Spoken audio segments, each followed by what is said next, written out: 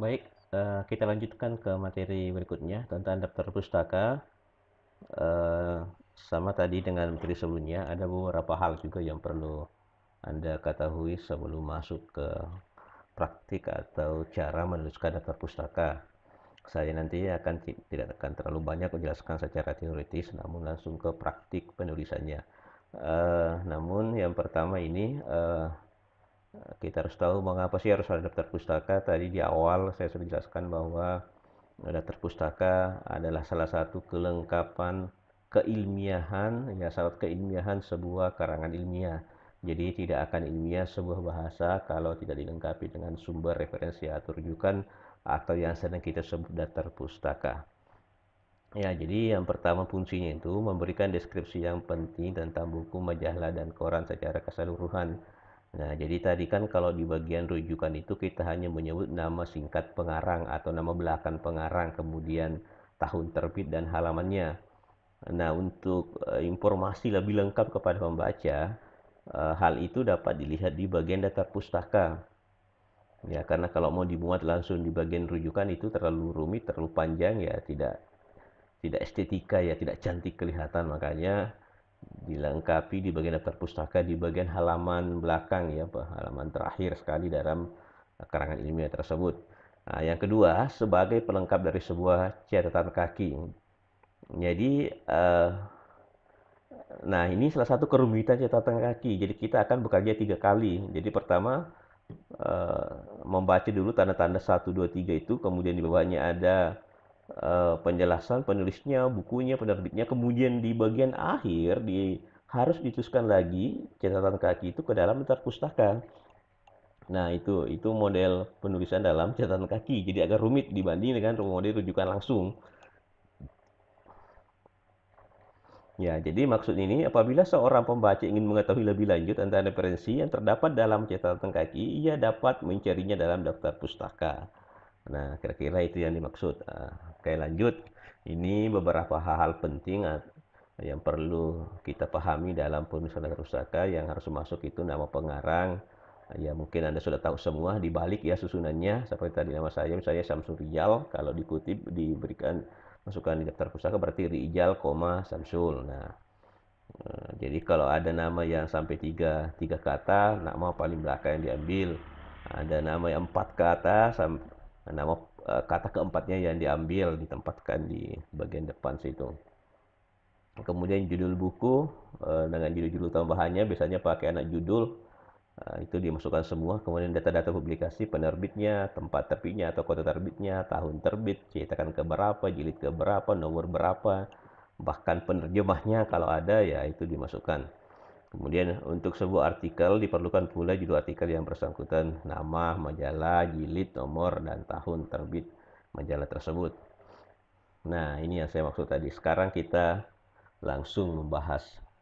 Nah, jadi yang pertama, kalau idealnya di dalam makalah atau skripsi, jarak dulu ya, jarak dari kata daftar pustaka ini ke tulisan atau judul pertama ini 2,5 spasi ya, 2,5 spasi di sini. Yaknya. Nah, itu. Nah, terus yang pertama, sebelum kita tulis, ingat eh, nama penulis itu disusun secara alfabet ya. Jadi A sampai Z. Nah, ini supaya memudahkan pembaca mencari nama yang sementara dibaca di bagian rujukan atau kutipan tadi. Jadi tapi nama yang sudah dibalik ya, ini kan nama aslinya Louis Iswara. Nah, jadi nama belakangnya Iswara, Louis. Jadi dianggap ini yang duluan I. Ya, ini kan goris kerap. Nah, kalau dibalik kerap goris, jadi K-nya dihitung. Ini cuma kebetulan tidak ada nama yang A, tidak ada B, tidak ada C, yang mulainya dari I. Nah, oleh karena itu Iswara dulu, baru K ya, Kerap, Kuncoro, Kusmadi. Nah, di sini ada hal perlu Anda ketahui. Kalau misalnya huruf pertamanya sama, kita hitung lagi huruf keduanya, E, U, U. Nah, ini kan sama-sama apa? Ini kan E duluan baru U. Oke, makanya Kerap baru Kuncoro. Nah, huruf kedua sama lagi, Kuncoro. Lihat lagi huruf ketiganya. Ya, N kan duluan baru S. Makanya Kuncoro baru Kusmadi. Oke, ini yang 3 kata nama. Nah, setelah itu nama dibalik, koma, titik, spasi. Jadi ingat ini harus ada spasi, kemudian tahun terbitnya. Setelah tahun terbit tanpa spasi langsung titik, kemudian spasi, judul buku. Nah, judul buku itu ditulis miring. Jadi kalau judul buku ditulis miring, ini semua judul buku berarti ya itu miring semua. Nah, ini ada satu yang tidak ditulis miring, dua ya. Nah, ini artinya bukan dari buku, ini dari internet ya, dari web pribadi ini dari kompusia.com ini. Nah, jadi kalau makalah, jurnal, artikel, judulnya itu ditulis tegap, tapi pakai tanda petik ya, itu bedanya. Kalau buku ditulis miring. Nah, itu. Kemudian setelah judul, titik. Nah, saya kembali ke sini. Tadi ada saya singgung anak judul. Misalnya judul bukunya Mahir Menulis, di bawahnya ada penjelasan kecil atau anak judulnya. Bisa dimasukkan juga titik dua saja. Kayak gitu menulis artikel, opini, kolom, dan resensi buku. Nah, jadi boleh ini juga ada anak judulnya Literary Journalism, titik dua, jurnalistik sastrawi. Oke, kemudian setelah judul, titik, spasi, kota penerbit, ya. Kota penerbit tanpa spasi, titik dua langsung, kemudian nama penerbitnya, misalnya PT Kompas Nusantara, ini PT Gramedia Pustaka Utama, ini semua penerbitnya ada. Ingat setelah eh, penerbit itu harus ditutup dengan tanda titik. Jadi harus ditutup dengan tanda titik. Nah, kayak ini semua pakai titik. Nah, sekarang kita ke halaman yang lain. Nah, ini juga ada judulnya ini semua. Oke, kemudian mungkin Anda bertanya, apa maksudnya ini? Pernahkah Anda menemukan garis yang mendatar seperti ini? Nah, ini artinya penulis yang sama. Nah, jadi Romli juga yang menulis ini, jadi tidak perlu ditulis ulang. Tetapi kalau Anda ragu, oke lebih baik ditulis ulang saja. Apa salahnya ditulis ulang nama yang sama ya. Nah, itu. Kemudian ada yang bertanya, mengapa ada A dan ada B? Ini karena penulis sama, tahun terbitnya juga sama, makanya harus diberi kode A dan B. Karena ketika nanti di bagian teks itu, dia akan menjadi sama, tidak ada pembedanya kalau tidak pakai angka. Misalnya, menurut Romli 2009, kalau tidak ada A dan B kan susah. Oh, 2009 ada judul, judul yang mana dimaksud? Nah, karena itu diberikan kode A. Jadi begitu dapat Romli 2009 A mengatakan, oh berarti pasti judul ini. Nah, menurut Romli 2009 B, oh ini berarti sejarah jurnalistik. Nah, itu perbedaannya. Nah, kemudian sumber yang diakses dari internet itu tuliskan tanggal aksesnya kapan, ya. Ini perlu supaya memberikan informasi penting kepada pembaca bahwa oh ini sumber yang sudah lama, ini akses internetnya sudah lama. Ya, jadi misalnya kalau ada yang iseng mengecek sumber yang saya masukkan ini, ternyata Anda tidak menemukan sejarah jurnalistik dari web ini. Apakah Anda mengatakan, wah Bapak ini bohong, kok tidak ditemukan ini hoax misalnya?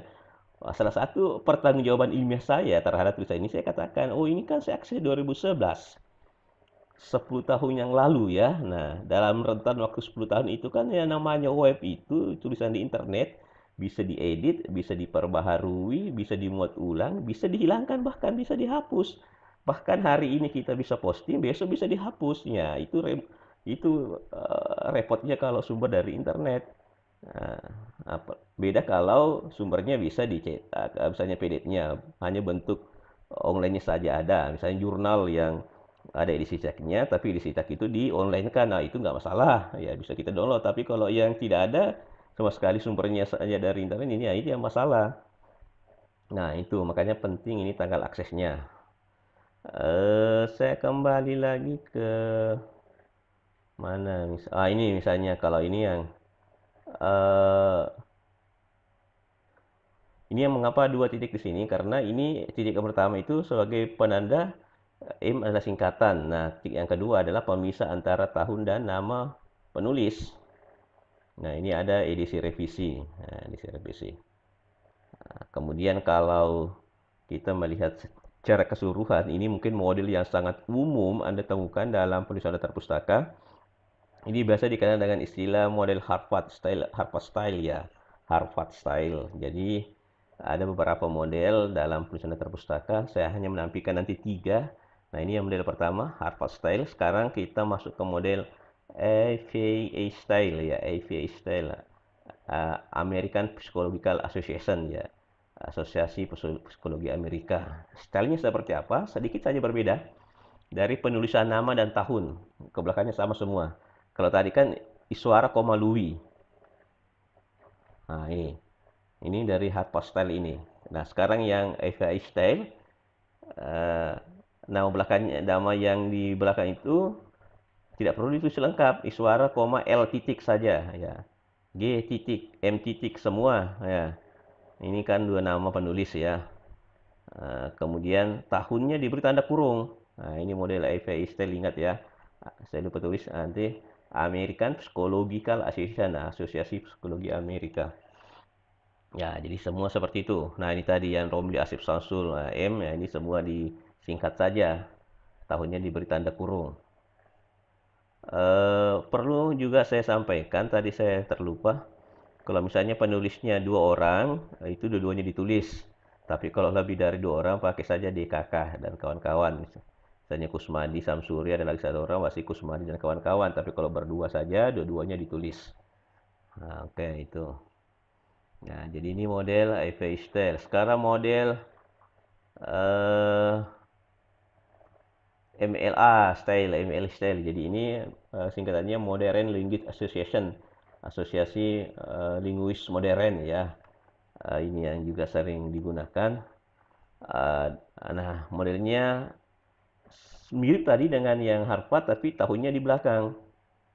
Ya, ada juga yang menyingkat L ini C saja atau G saja ya. Tapi yang menjadi ciri khas dari ML ini tahunnya di belakang. Jadi jangan langsung menyalahkan kalau Anda menemukan daftar pustaka kok tahunnya di belakang, ini di depan, ini di tengah. Ya itu karena beda style ya. Jadi jangan langsung disalahkan.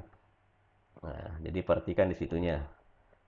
Nah, ini saya kembali ke depan tadi. Ini model yang Harvard tadi yang umum digunakan. Mungkin saja SMP, SMA Anda gunakan ini.